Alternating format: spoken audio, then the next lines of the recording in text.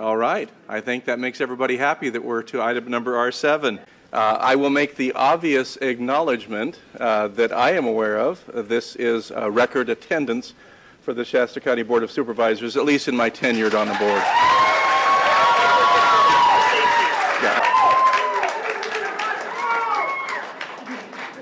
So let me go ahead and outline a process for item number R7 so we can all be on the same page and understand what it is that we are doing this morning. R7 is a discussion to receive input and discuss matters regarding geoengineering chemtrails, consider providing direction to staff, and consider taking other appropriate action as necessary. In a few moments, I'm going to go ahead and turn this over to Supervisor Giacomini to introduce her guest speaker today. What we have is we have a presentation that has been arranged in advance through Supervisor Giacomini, who placed this item on today's agenda. In addition to that, there are a number of speakers that had been arranged through Supervisor Giacomini to also join with that first presentation in order so that they might be grouped and clustered together. We're going to honor that request and take them as you had asked for in advance and agreed to, Supervisor Giacomini. After that, there are a lot of requests. In fact, a lot. It's a lot, as I'm sure that you recognize. We're going to take those in the order received today, okay? I'll proceed as quickly as I can now. So we have the issue of climate engineering, and semantics are important.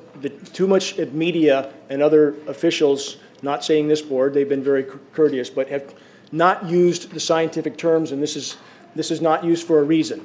Because the term chemtrails is not a scientific term, so we try to avoid those terms. But when you see CBS News, geoengineering to fight global warming is now mainstream topic conversation with all scientific organizations and with governmental officials, such as John Holdren, Obama's science advisor, who is actively advocating for the use of geoengineering.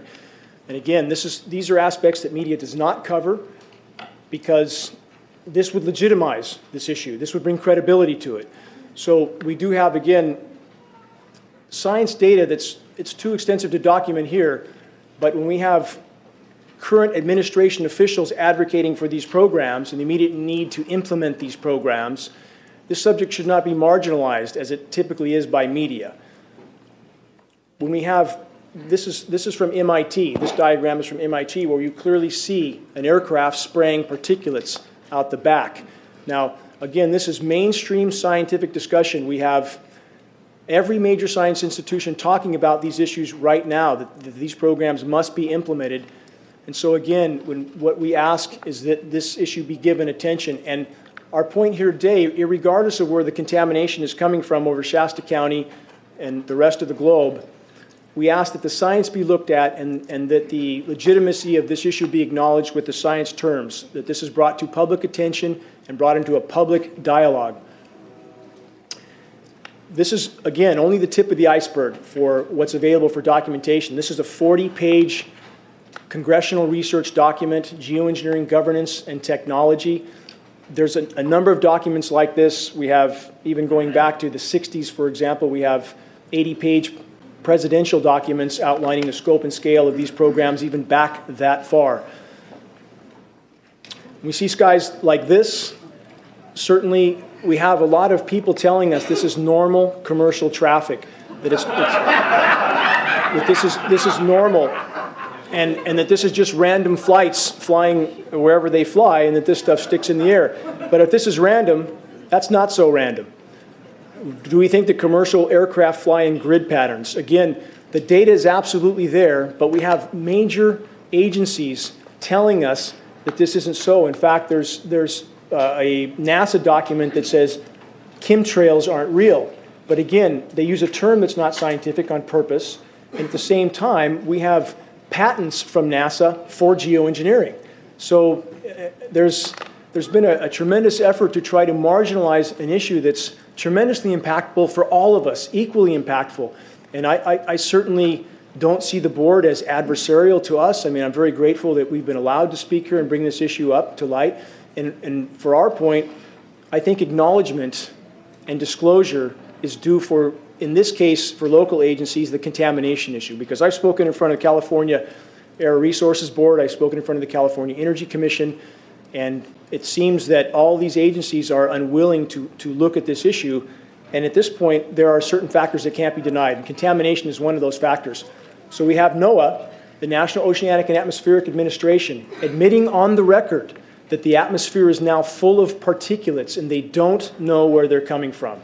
So this is quite astounding when you have the agency that's supposed to study this issue that's literally unable to identify the source. When I spoke in front of the California Energy Commission in Sacramento, they acknowledged the state was losing 20 to 40% of its rainfall from, quote, particulates of unknown origin. But that investigation was never followed through. There's an investigation going right now with state water quality. I spoke to that representative. Their Fish and Game has acknowledged that there's aluminum running down the waterways. I spoke to the representative with California State Water Quality, who made it clear that they were not going to test the rainfall for this contamination. But isn't that where runoff comes from? So again, we have an unwillingness to look at the obvious sources. This is a satellite image.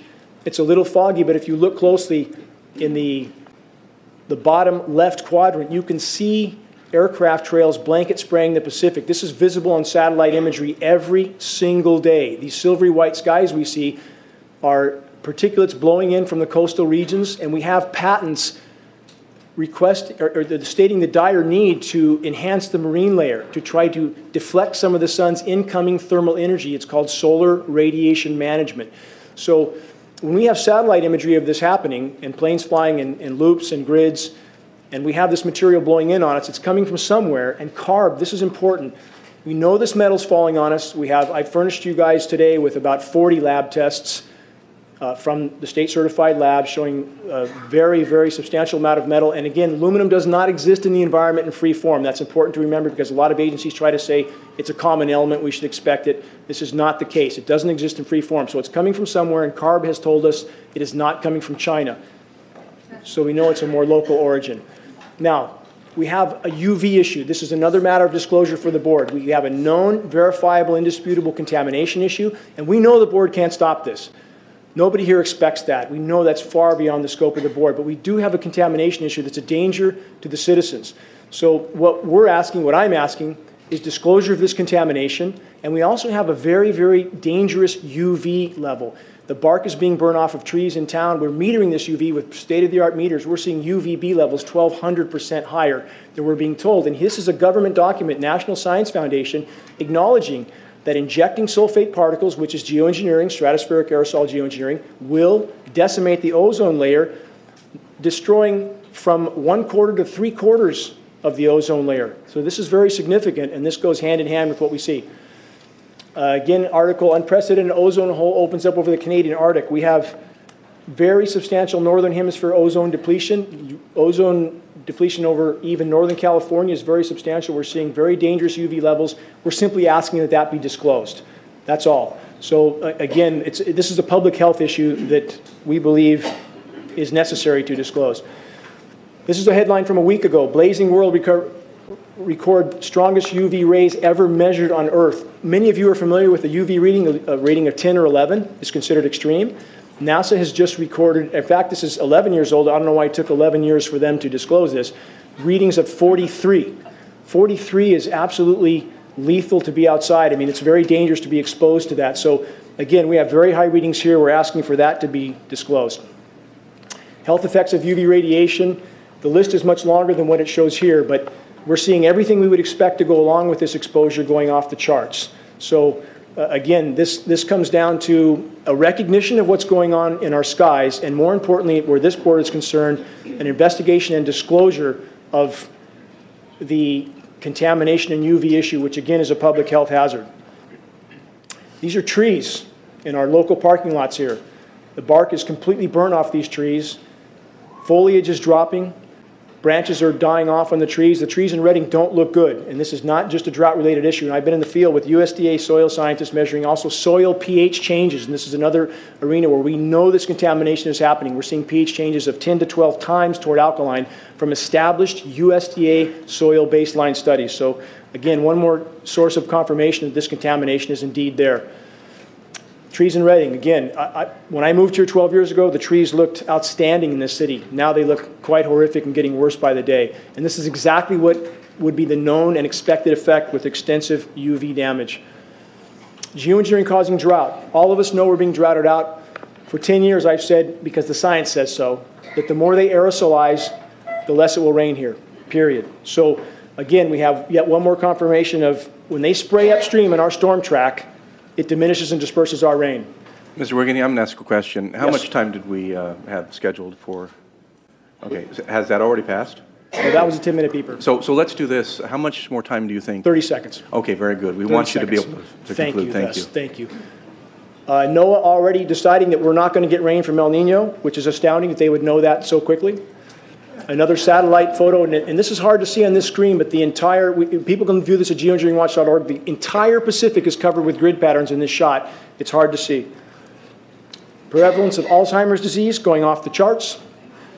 Autism, 10,000% increase. Known connection with aluminum, same with Alzheimer's and dementia. Alzheimer's and autism, the common link, aluminum exposure. Last slide, the right to know.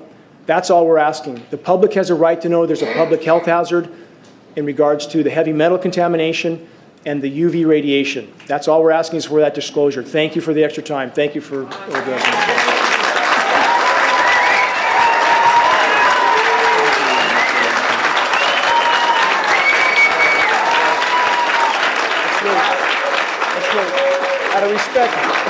Out of respect to the supervisors, they're showing great courtesy that no other board has had the courage to do yet. So let's give them all the respect they deserve. Well, Mr. Whittington,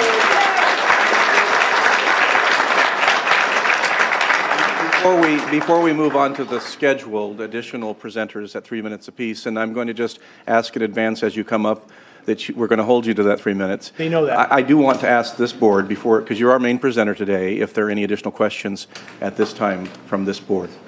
Okay. So I have just two questions, and I'd like to ask you, and please excuse this. This is not meant in any other way, but out of complete respect.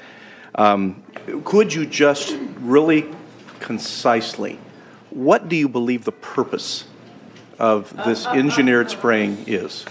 I mean this in all sincerity. What do you say the purpose of it is? I can tell you what the stated purpose is by governmental document and U.S. patents. Yeah, right into that mic there. I can tell you what the stated purpose is. Solar radiation management, SRM, to block the sun. That's the stated purpose.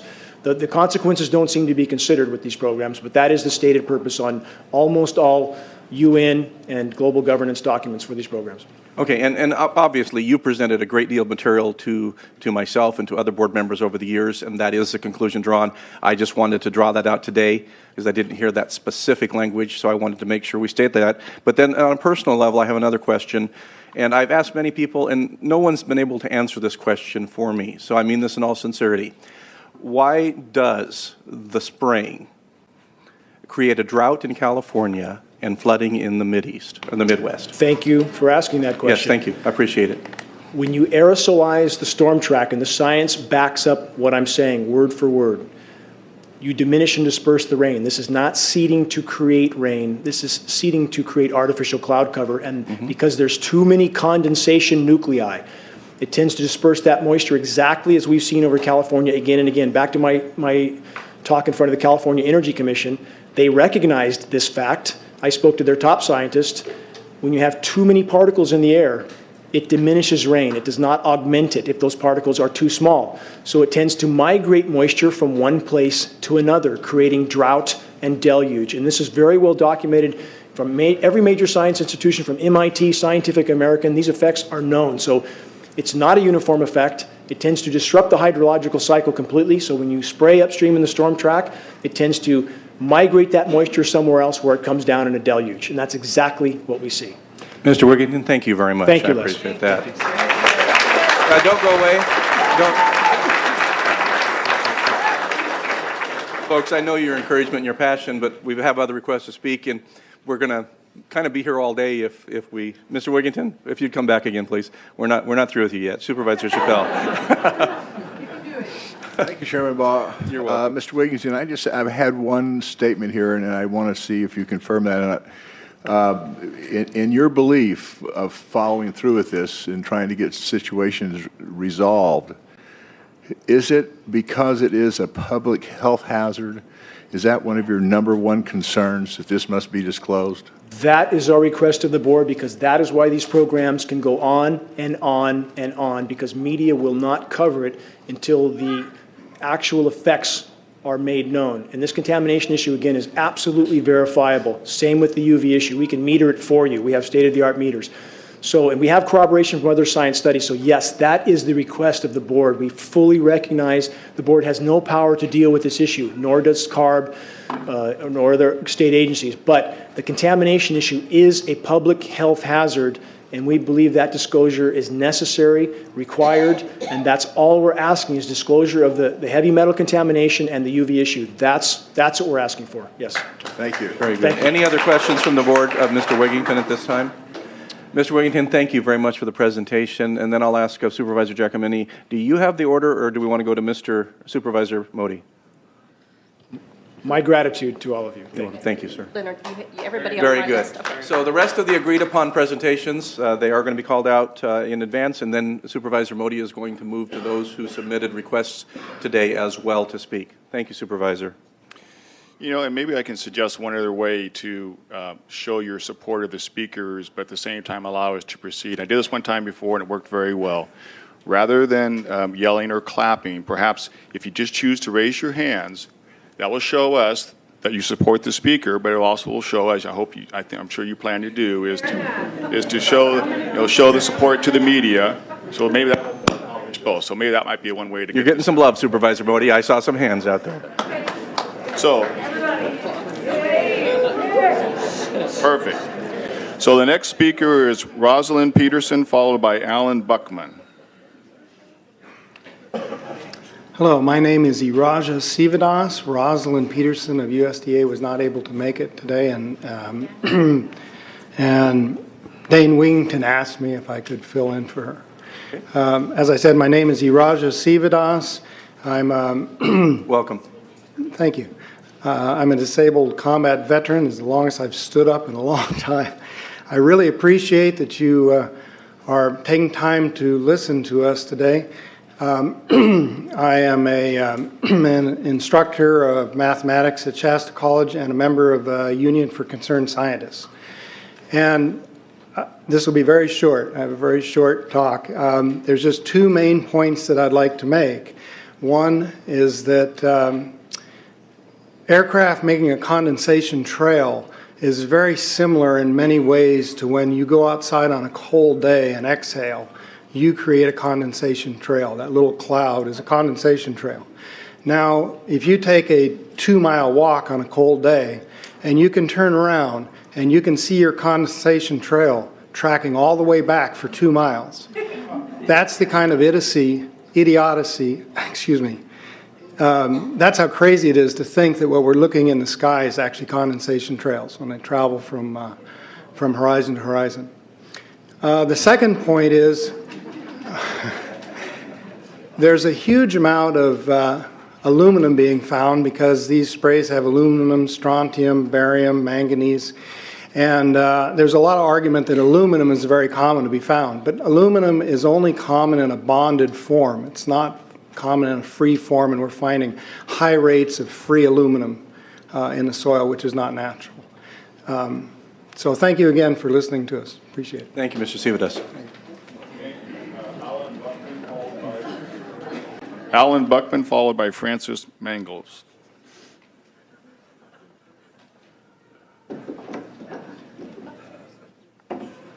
One quick comment was Rosalind was really sorry she couldn't make it today. Her mother fell and broke her wrist, and so she has to take care of some hospital duties. Anyway, I'm Alan Buckman. I was a weatherman in the United States Air Force. I was a wildlife biologist with the Department of Fish and Wildlife for 38 years. I have a lot of experience, field experience. I've been studying the cloud situation and doing research for the last 12 years.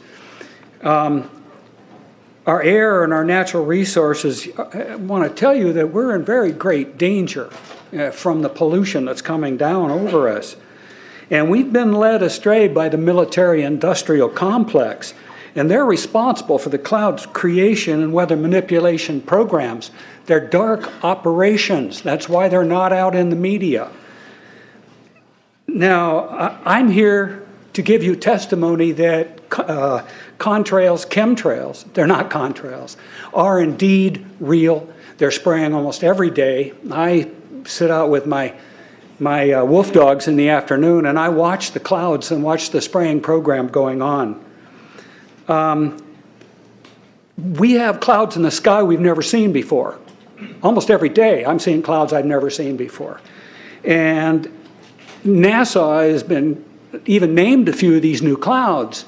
It's really interesting, but NASA is a corporation. I want you to know that. We were warned about the takeover of our freedoms by the military-industrial complex by both Eisenhower and Kennedy. And Eisenhower in his parting comments, and then Kennedy later. I think it's obvious now with the Citizens United and McCutcheon rulings that they're gaining traction on us, folks. We are in trouble more than just a spraying program. The metal compounds that are being used are environmentally dangerous. We need to be monitoring them. We need to be testing them.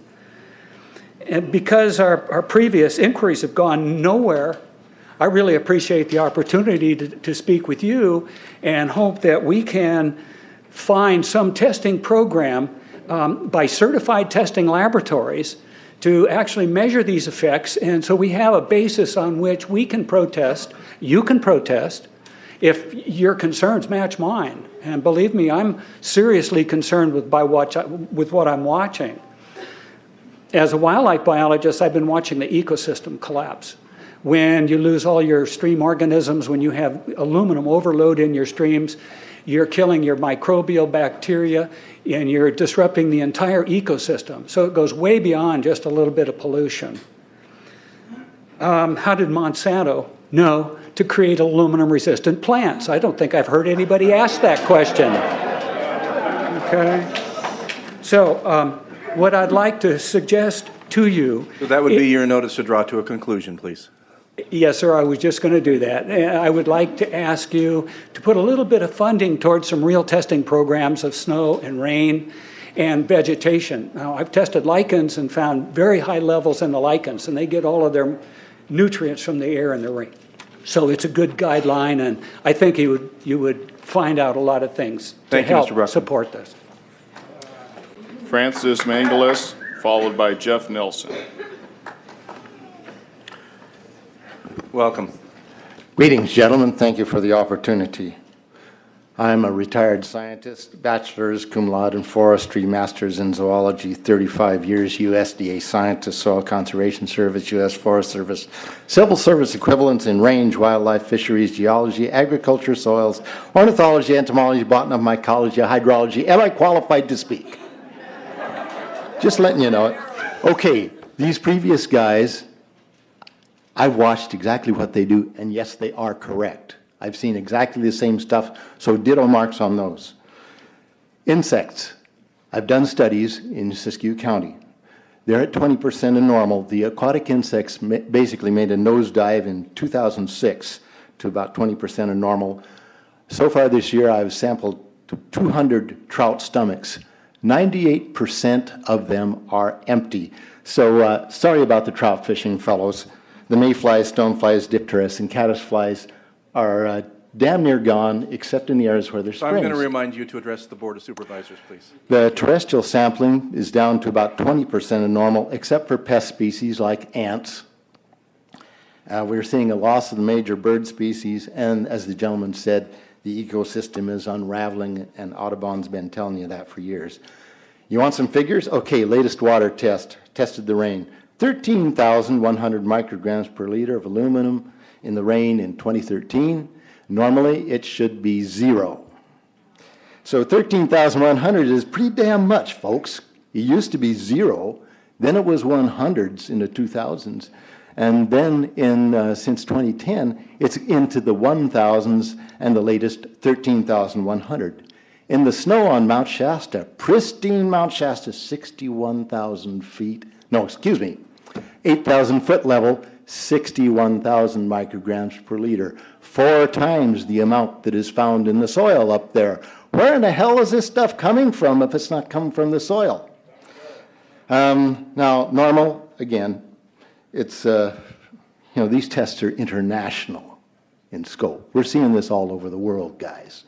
Okay, pH of acid soils is 20 times more alkaline. The aluminum in the soil has doubled in the last 10 years.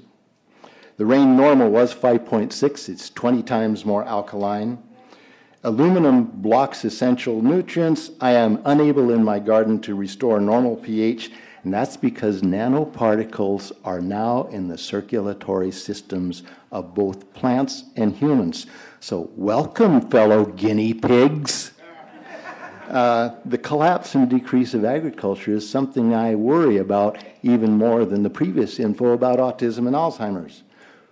Just about there. Okay, see my paper, Geoengineering What We Know. The latest update is 7/11/14. It's available, and nobody has been able to correct it or debunk it for 5 years.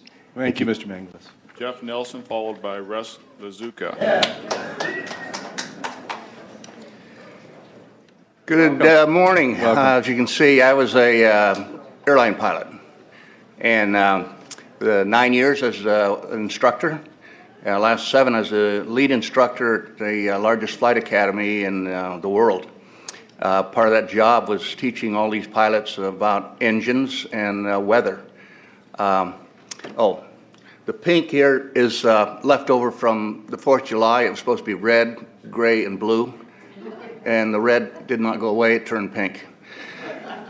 Anyway, make it short, sweet, and simple.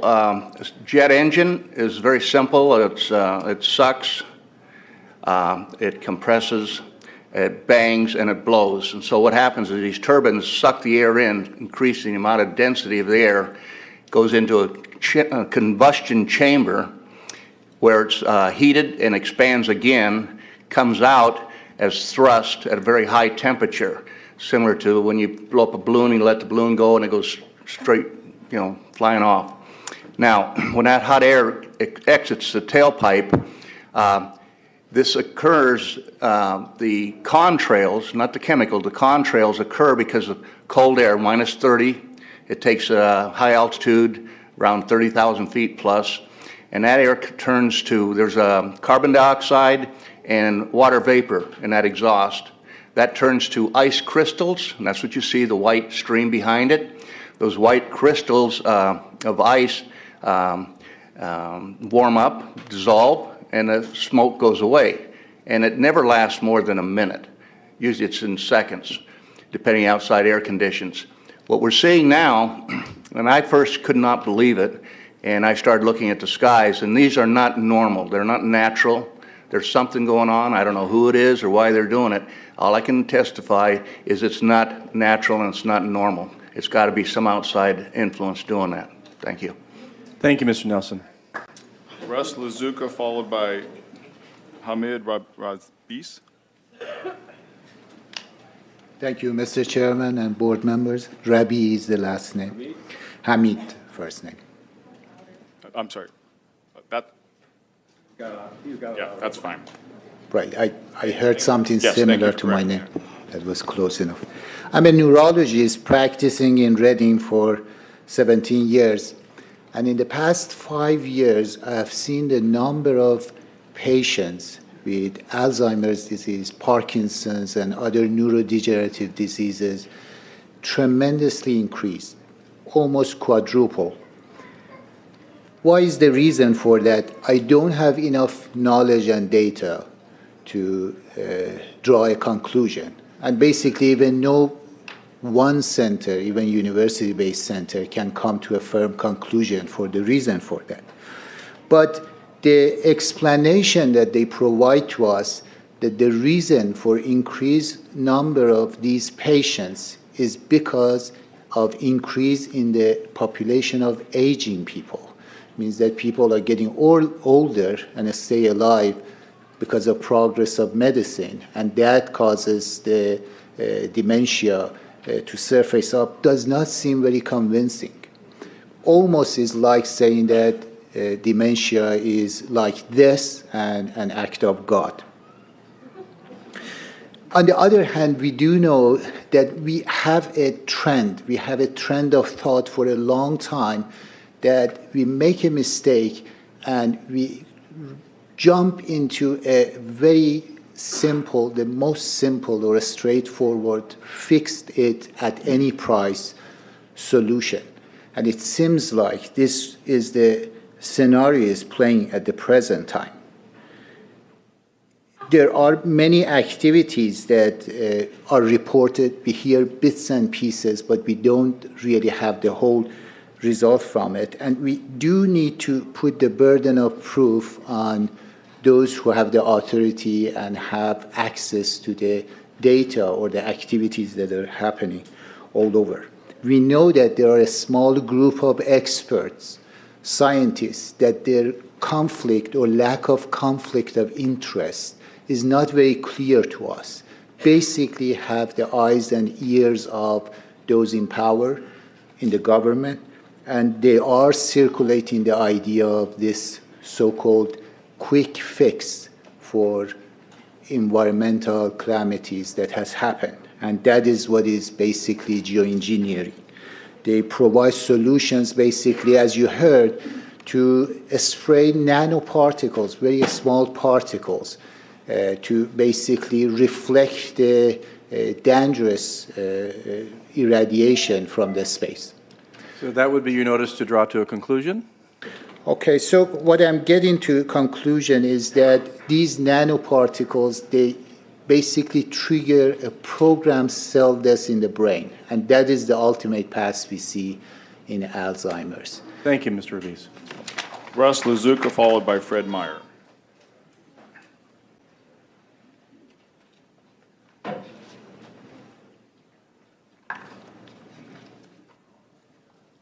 Thank you, Board, for hearing me today. My name is Russ Lazuka, Shasta County resident, 20 years, U.S. Air Force veteran, 17 years of aviation experience, and 15 years as a commercial pilot, to include Delta Airlines. That being stated, I have witnessed various weather phenomena. Additional education pertinent to this issue: I'm a certified arborist, was contracted to PG&E, and later as a supervisor with Aspen Tree Service. My primary job was to advise clients of hazard tree situations, meaning dying trees and removal of same. Humans in many ways react to outside environmental elements very similar as do plants. One example is absorption, and they are today in declining nature of respiratory failure. Lack of water and absorption of toxic chemicals are the main killers, along with very high UV. Commercial aircraft are assigned a code, a radar identification called a squawk. They are assigned altitudes and airways like highways in the sky. Contracted tankers, that is civilians like Evergreen, flying for the purpose of weather modification, will not have a squawk code, nor will they be on an assigned airway. They will also be on military radio channels. Commercial air traffic control will not be able to inform commercial pilots of approximate aircraft. Therefore, you look up and you see all these grid and crisscross patterns of aerosol in the sky, and there are no passengers on board. Those trails, if they are true condensation trails, will completely dissipate within 15 seconds. A statement issued by the United States Air Force that contrails become visible roughly about a wingspan behind an aircraft. A Boeing 757 has a wingspan of about 125 feet. That means behind the engines of that aircraft, you will see a chemtrail of 125 feet that will quickly dissipate. Evergreen Aviation emits the weather modification spraying. I got a patent number here. They call them chem bombs. Got a beautiful picture that you can go online and find. Tons of aerosol can be released in a line up to 250 miles or in huge clusters. That's when you see the interruptions in the sky of batches of artificial cirrus clouds. However, behind an aerosol spraying aircraft, they stream, persist, and according to the winds aloft, will dissipate only after hours of lingering because the chemicals are falling out of the sky onto the planet. I will close with this. No one has to have prescience to become informed. It's there. Look up, look around. There are no contiguous states, nor Alaska or Hawaii, nor the future state of Jefferson or any other continent who is impervious to the aerosol chemicals and contaminant particulates purposely sprayed in our stratosphere. Thank you. Thank you, Mr. Lazuka. Fred Meyer, followed by Mark McCandish. Hi, I'm not Fred Myers, but I'm stepping in for him. I'm Dr. Frank Lavolsi. I've been in the community since 1980. It's good to see you, Dr. Lavolsi. Good to see you too. Thank you for holding this meeting. I became interested in chemtrails about 8 years ago when I was in Hawaii, and the Hawaiians are really being very vocal about it. Every place I've gone in the world now, and most recently Quebec and Prince Edward Island, Nova Scotia, Maine, and Massachusetts, they're all over the place. I'm also a pilot, and I've flown into Travis Air Force Base on several occasions. There's a whole area designated to replenishing these planes that fly and drop this chemical on us. It's totally guarded. The people that are loading these planes with the chemicals are dressed in complete hazmat outfits. So if this is not harmful, why are they in a complete hazmat outfit? For those of you who don't know what a hazmat outfit, it looks like a spacesuit. So they're wearing this and we're not. As a doctor, I can tell you there's been about a 25% increase in lung problems in this area and in most areas that they're spraying. Secondly, I concur about the increase in number of Alzheimer's. They have since been able to take the aluminum and micronize it, which means it'll stay up longer. But it also means, and I don't know if any of you have noticed some metallic taste in your mouth when they're spraying. But you inhale that, it goes up through your cribriform plate and through your sinuses and into the brain. If you remember 8 to 10 years ago, there was this big move to get rid of aluminum from Underarm Deodorant because it would cause Alzheimer's. Look what they're doing to us now. Any agency I've called, I've been stonewalled. Oh, this is being put on by the UN. Now, since when does the UN have airspace activity over the United States of America, or also over any other country, for that matter? And if that's the case, who's paying for it? And I bet you the taxpayer is paying for it. So all I can say is it's about time we get up in arms about this, because it is affecting our health. I look around and I see people are starting to look up and see this. Many times I've spoken about chemtrails, and I get this blank look on my face. What are you talking about? I'm saying, look up. As a pilot, before I fly, I look up. And so, boy, they're really out there working. I really thank you for this opportunity to speak, but it's high time that we as citizens of this great country take action. Thank you, Dr. Lavolsi. Mark McCandish, followed by Arundel Spindaleas. Thank you very much for this opportunity. I came here mostly as a person who's worked in the military-industrial complex, worked on F-106s in the Air Force, had a secret clearance, worked as a consultant to a variety of the top aerospace companies as a conceptual artist and a designer. I've had a secret clearance for a number of years, and I've worked on systems that are still classified today, 20 years later. I want to give you a little bit of history on the background behind nanoparticles has been described before. A nanometer is 1/1000th of a meter. It's very small. In fact, if you have particles, say, that are 40 or 50 nanometers across, you can take and line 50 of them up next to a single red blood cell. These things are extremely tiny. They're pervasive. The manufacturing processes, there's probably 5 or 6 different ones that I know of. There's probably others. But the explosion of nanotechnology has grown since the late 1980s, early 1990s, and is now growing exponentially. If you've ever seen or heard of a grain silo explosion, where particles of grain grind against one another, produce a dust, and then one spark will set it all off in an explosion. This is kind of exemplary of what nanoparticles represents in terms of the impact that they have on the environment, because you can spread so many small little particles through the environment, it dramatically increases the surface area that's in that environment.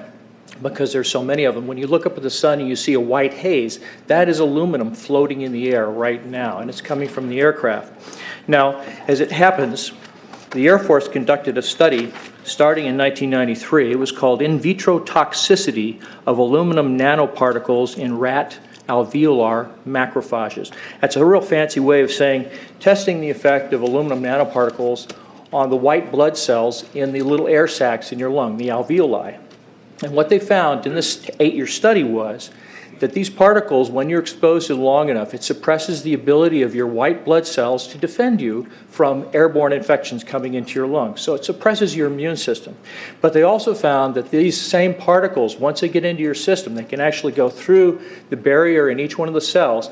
They get inside the cells, and these particles can actually suppress the ability of mitochondria, which are in the cells that help to gobble up toxins and things that would be harmful to the nucleus and the reproduction process of the cells in your body. These processes are suppressed, and so essentially by breathing this material in, your immune system is dramatically suppressed. Now, in addition to this, the materials that are going into the environment right now, aluminum oxide nanoparticles and barium nanoparticles, these just happen to be the same materials that they use in nanothermate explosives. And so when this stuff settles down out of the air into the environment, it is small enough to be absorbed through the root structure of the trees in the forest. And so when there's a forest fire, and there will be a forest fire, those fires burn dramatically hotter. The example out here in Ono is just one example. Oh, wow, that was fast. It goes by fast, doesn't it? So anyway, the we'll point is that the cost of firefighting, the cost in the healthcare system have nearly doubled in the last 10 years. The amount of acreage is lost because of fires. The impact on human health is dramatic, and it's well documented. So, in fact, in closing, I want to say that NASA has also conducted a research program in what they call metallized fuels. We're actually putting aluminum oxide right in the fuel because it has 2 atoms of aluminum and 3 atoms of oxygen. So during the combustion process, it releases all that oxygen and dramatically increases efficiency, but it leaves the aluminum in the air. Thank you, Mr. McCandless. You're welcome. Arundel Spindaleus, followed by Kim Moore. Is Arundel here? Good morning. I guess I'm a substitute. I'm Dr. Steve Davis. I'm a practicing chiropractor, naturopath here in the community. Been here for almost 30 years. And the unfortunate thing is that I started out in this healthcare practice. I actually got my undergraduate work over at Humboldt State. In Humboldt State, we had a bunch of hippies that hugged trees, and then what we're doing was worried about the environment. We created this thing called the Environmental Protection Agency, and then from that, we're looking at the air, food, and water. Air, food, and water is related to the particles, the chemicals, and substances. We have agencies, federal agencies, state agencies, local agencies, whose job is to try to protect us from all this. Then what happened is that we have industries that have tried to come into our community here. They do not stay or do not come because the EPA won't allow them because of what they're going to release from ground up. We got things coming from sky down, and it's a huge, huge problem.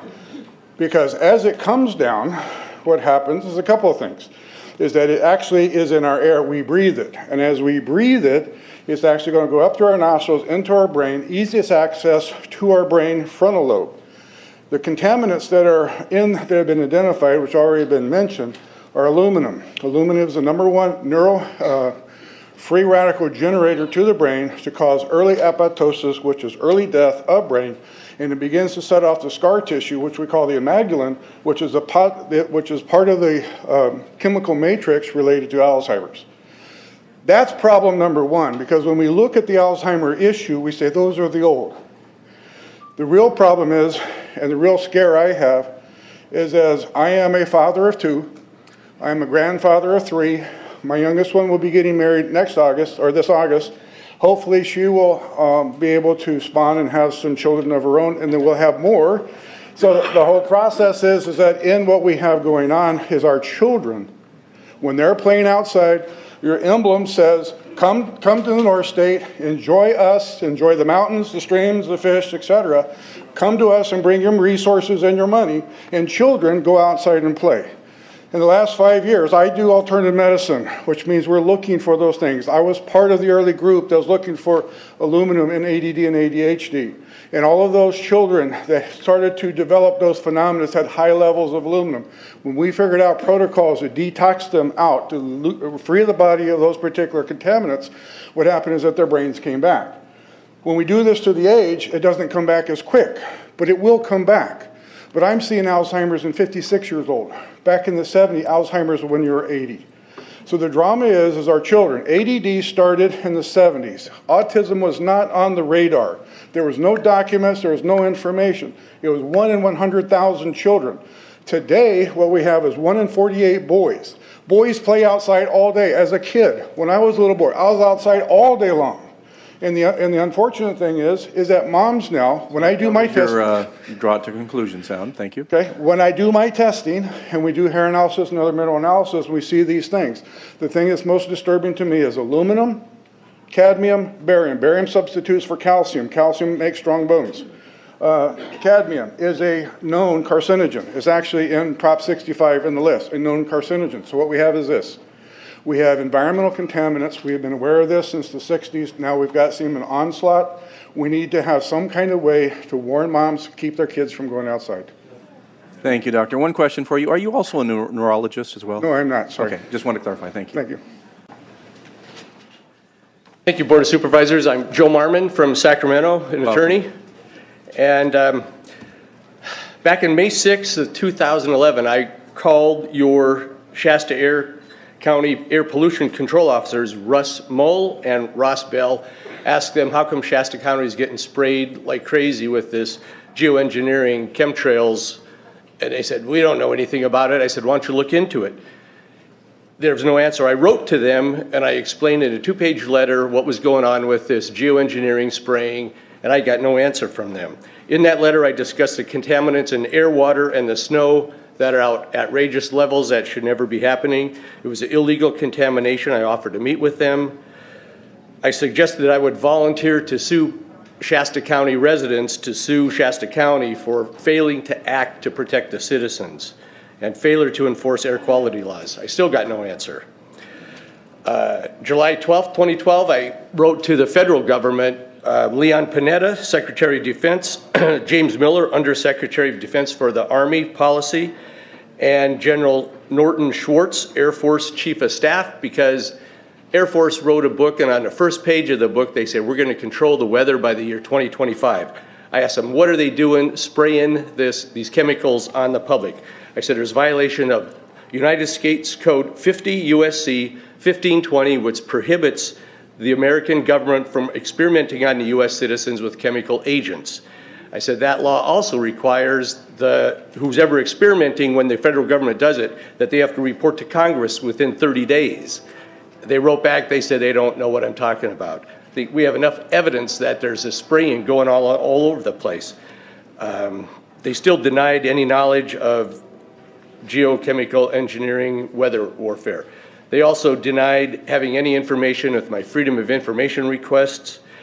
I personally tested water and aluminum, and I found aluminum had 47 times the normal expected amounts. Strontium had 10 to 20 times the amounts. Barium was 20 times. This is what the stuff looks like here.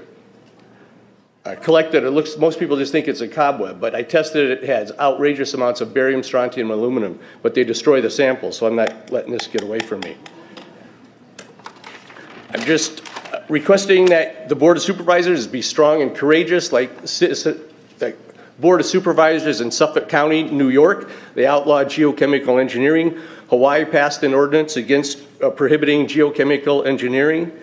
I urge you to bar geoengineering in Shasta County and pass an ordinance. At least ask some damn questions. What the hell is all this aluminum doing here? Why are the trees dying, fishes dying? Why is there Alzheimer and aluminum spiking? And why are these fibers on the ground here in Shasta County? Thank you. Thank you, Mr. Marmon.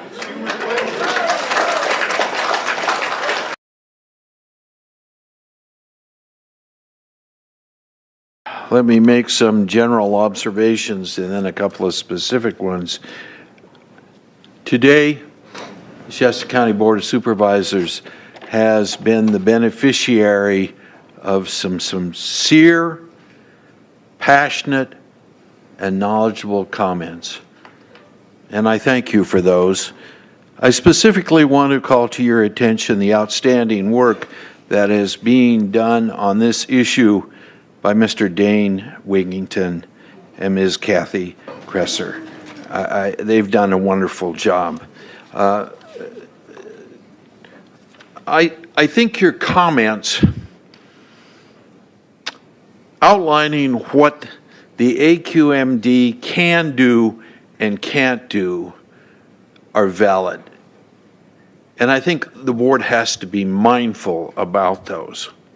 But I will tell you, especially in the arena of the U.S. EPA, I am disappointed in that, let me finish please before you might want to take your hands down. I am disappointed because there was a man running for U.S. Congress that said he's one of us. Is his representative here today?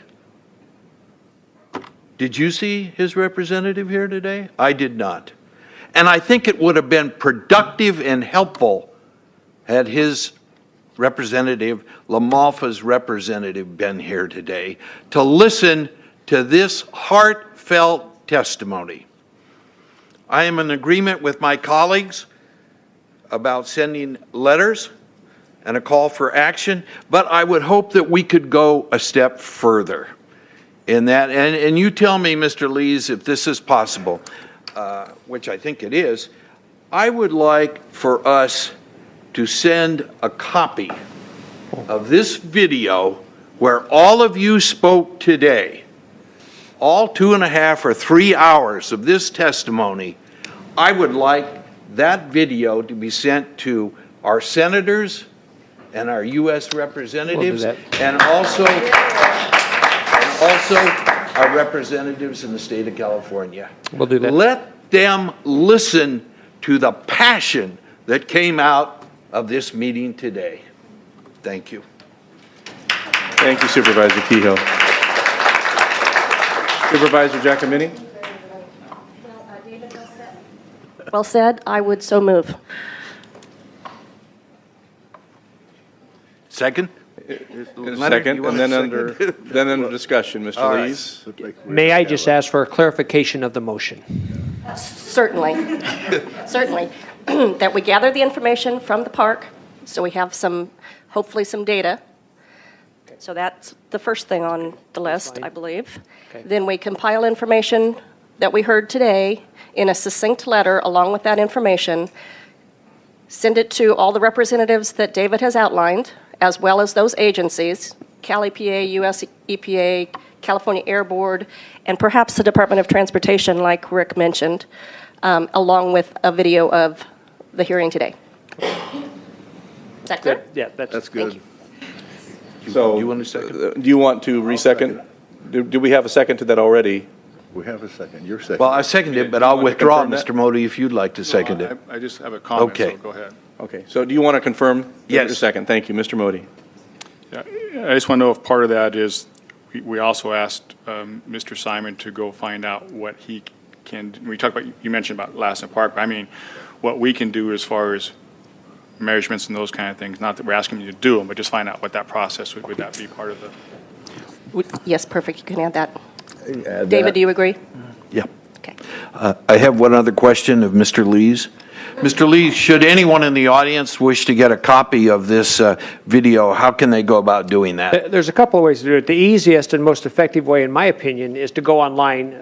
Within an hour or two, you'll be able to watch this entire meeting at any place you want to. You don't have to sit there and watch the whole 3 hours or 4 hours, but you could actually pick out different portions. So you can actually go on the Shasta County website, go online, and watch any one of our Board of Supervisor meetings. And it should be ready to go certainly within the next 2 or 3 hours. This is a little longer, so I'm giving myself a little bit of time. So. Thank you, Mr. Lees. Supervisor Modi? Yeah, I just wanted to, I think we're going to take a vote here in a second. I wanted to add one more thing under discussion. I also wanted to personally thank Mr. Wigington for your efforts here today. I thought that you put together a very well thought out presentation, and I can tell you that I sat down and watched an hour and 20 minutes, I think, whatever it is, 110 minutes of the video. I watched all that, so I had a chance to do that as well.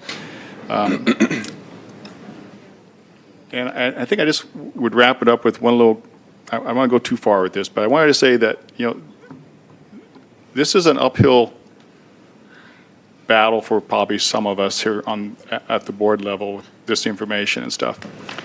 But I thought that the way that the speakers spoke today with respect and tried to just tell their story and not be accusing other people or attacking other groups and stuff. I mean, pretty much everybody did that. I think that helps your cause. If people don't do that, you're going to turn people off really quick, because no one's going to help you when you spit them in their eye and then ask for help. So I do appreciate that you made that effort, and I know Kathy helped you do that as well. So thank you for taking the time and effort to bring so much information to us today. And then just under discussion, I have one question in regards to the motion that's made. It was pointed out earlier that we had in 2008 sent the material, but that it lacked the request for a response. Can we include in whatever we send not just our request, I guess our demand that there be a response to the Shasta County Board of Supervisors? Maybe there's a better way of putting that, but I think you understand my point. In a timely manner. Yes.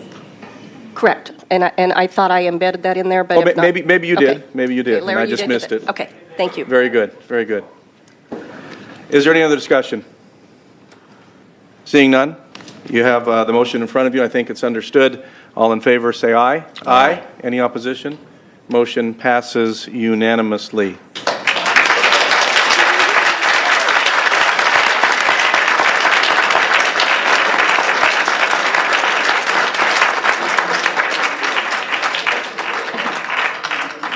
So again, thank you all for attending today. I think that you have exactly what you asked for, a platform, and that was offered and received today. And I believe that it wouldn't surprise me at all if the response is one that exceeds far the boundaries of Shasta County in terms of the platform that is offered, as evidenced by those who attended today from around the world. That's very impressive.